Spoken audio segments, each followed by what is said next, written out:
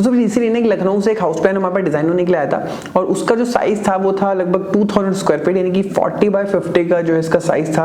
तो जल्दी से स्क्रीन पे चलते हैं, इसकी क्या टोपोग्राफी थी, क्या रिक्वायरमेंट थी, किस तरीके से प्लान बनाया, वो सारी चीजों को आपके साथ शेयर करता हूँ। चलिए वीडियो को शुरू करते हैं। और देखिए जैसे कि स्क्रीन पर आप देख पा रहे हैं ना, तो इस तरीके से जो है ये जो थी ये आपकी प्लॉट की लोकेशन थी, ठीक है।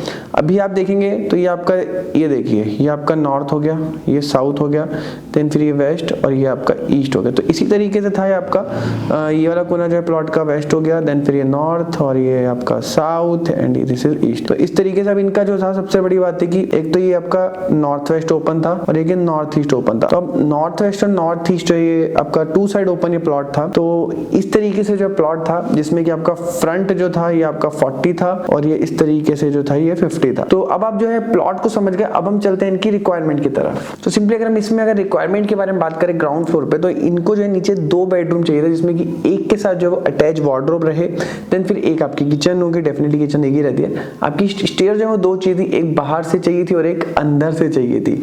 और फिर नेक्स्ट एक कार पार्किंग चाहिए थी, एक आपका ड्राइंग रूम चाहिए था, देन फिर एक पूजा रूम, फिर एक स्टोर रूम, एक लॉन्ड्री रूम और ब्रह्म स्थान जो है वो ओपन चाहिए था और एक जो है वो कॉमन टॉयलेट कुछ इस तरीके से चाहिए थी कि वो कॉमन टॉयलेट की तरह भी जो है वो काम करे और जो दूसरा जो रूम है जिसका टॉयलेट इधर है उसके साथ भी जो है वो काम करे। तो इस तरीके से जो है ये रिक्वायरमेंट थी। और सबसे जो इंपॉर्टेंट था कि अकॉर्डिंग वास्तु जो है वो चीजें ऑर्गेनाइज चाहिए थी जितना बेस्ट हो सके प्लान में।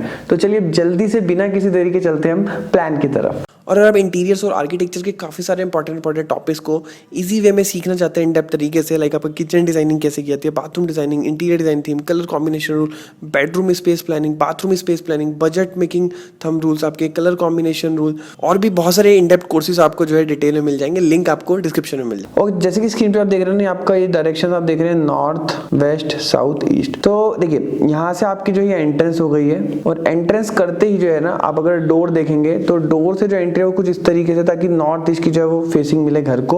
और स्लाइडिंग ग्लास का डोर यहाँ पर जो है वेल यहाँ पर जो दे रखा है और जब ये क्लोज हो जाएगा तो यहाँ पर जो है इस तरीके से विंडो की तरह काम करेगा। और ये आपका एंट्री हो गई। और एक जो एंट्रेंस है इनकी हमने जो है यहाँ से भी दी हुई है और ये पूरा जो है वो पोर्च का एरिया होगा जिसका लेवल जो है 6 इंच जो अप रहेगा जो कि है आपका 7.5 फीट का। देन फिर अगर हम बात करें यहाँ से एंट्री हो गई अंदर की तरफ जो कि एक एंट्री लिविंग रूम में जाने की हो गई और एक एंट्री आपकी यहाँ से हो गई। तो ये 2 एंट्री जो है लिविंग रूम की यहाँ पर दे रखी है। फिर देखिए नेक्स्ट हम चलते हैं जो बाहर से जो स्टेयर्स हैं वो बाहर से जो स्टेयर्स हमने जो है इसमें देखेंगे तो अगर वेस्ट की साइड में जो यहाँ पे स्टेयर्स दे रखी है जिसकी विड्थ है 3.5 फीट की, 10 इंचेस का और राइजर है 6.9 इंचेस का। फिर देन अगर हम इसमें और लिविंग रूम हो गया हमारा, फिर हम और अंदर चलते हैं तो आप देखेंगे कि सेंटर कोर्टयार्ड यहाँ पर जो है दे रखा है जिसका साइज है लगभग 4 feet 8 inches bye 5 feet 10 inches का। और नॉर्थ ईस्ट में जो है एक आपका यहाँ पे टेंपल दे दिया जो कि डबल हाइटेड है, मतलब इसके ऊपर कुछ नहीं होगा, या ऊपर से जो है ओपन रहेगा, ओपन टू स्काई रहेगा। आप चाहे तो यहाँ पर आप स्काई लाइट भी जो है वो दे सकते हैं। और स्काईलाइट से मुझे याद आया कि स्काईलाइट कितने टाइप्स की होती है, किस तरीके से दे सकते हैं, इसके ऊपर मैंने ऑलरेडी डिटेल वीडियो बना रखी है, अगर नहीं देखिए तो उसका लिंक भी मैं आपको नीचे डिस्क्रिप्शन बॉक्स में दूंगा, आप जाकर के चेक कर सकते हैं। तो चलिए फिर हम चलते हैं और आगे की तरफ। तो यहाँ पे आप देख सकते हैं ये आपका एक बेडरूम हो गया यहाँ पर जिसका साइज है 11 बाय 13 और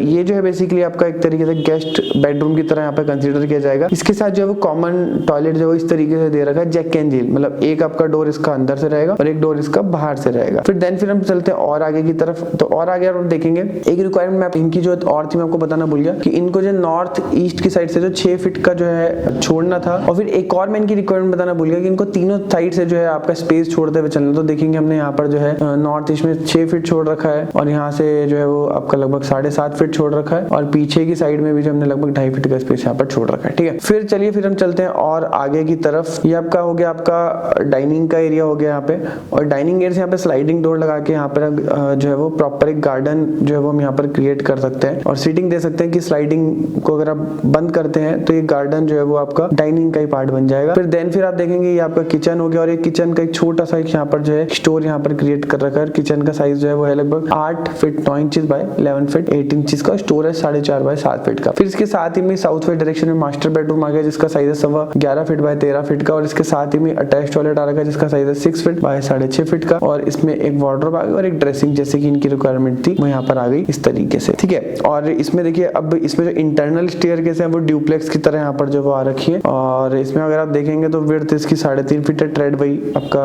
10 इंचेस और राइजर 6.9 इंचेस है।